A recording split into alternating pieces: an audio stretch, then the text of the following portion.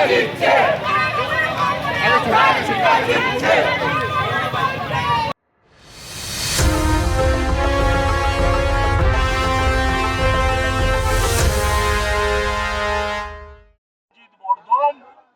নেতৃত্বে কিছু সমাজ বিরোধী জড়ো হয়, তখন আমাদের কর্মীরা তাদেরকে প্রতিহত করে, তারাই তারপর পুলিশ টুলিশ আসে।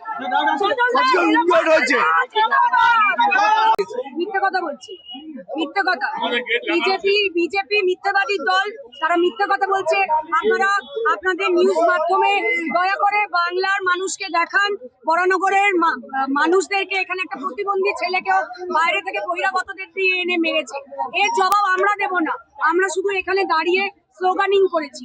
এর জবাব বরানগরের মানুষ। কেন্দ্রীয় বাহিনী দাঁড়িয়ে রয়েছে, তার সামনে আপনার যে গেট, সেই গেট বিজেপি কর্মীরা, কি বলবেন?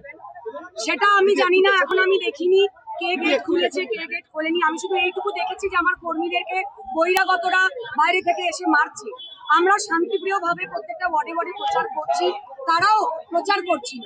এইখানে আমি অশান্তি হয়েছে শুনে আমি আমার সব চেয়ারম্যান ভাইস চেয়ারম্যান সবাইকে নিয়ে আমি এখানে ছুটে আসি এবং দেখি আপনারা জানেন যে এর আগেও বিজেপি যখন 2024-এ নির্বাচন হয়েছে লোকসভা এবং উপনির্বাচন, তারা সমস্ত তাদের যে কার্যকর্তারা রয়েছে একজনও বরানগরের নয়, তারা সবাই বরানগরের বাইরে বহিরাগত।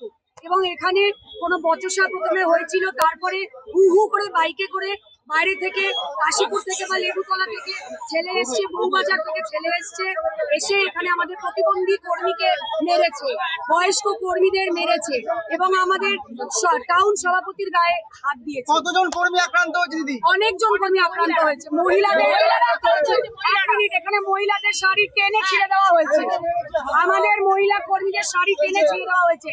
এই বিজেপি নারী বিদ্বেষী, এরা মহিলাদের সম্মান করতে জানেন। একটা প্রতিবন্ধী ছেলেকে বিজেপির লোকেরা মেরেছে।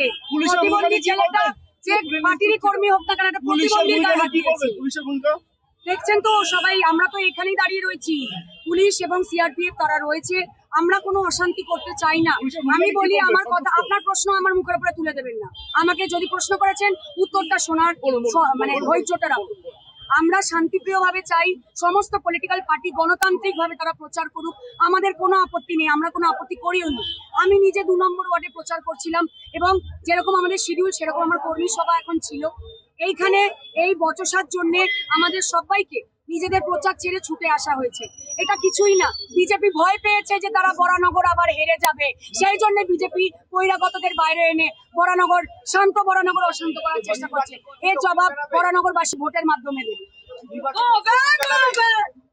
নির্বাচন কমিশনকে অভিযোগ জানাবেন? অবশ্যই জানাবো, অবশ্যই জানাবো।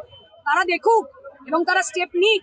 যে একজন নির্বাচন কমিশন স্টেপ নেয় কিনা দেখি, যে একজন প্রতিবন্ধীর গায়ে হাত দিয়েছে, দেখি একজন নির্বাচন কমিশনের স্টেপ নেয় কিনা।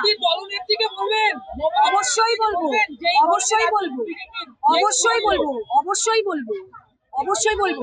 এবং প্রথমে আমরা পুলিশের কাছে এফআইআর করব এবং ইলেকশন কমিশনের কাছে আমরা জানাবো।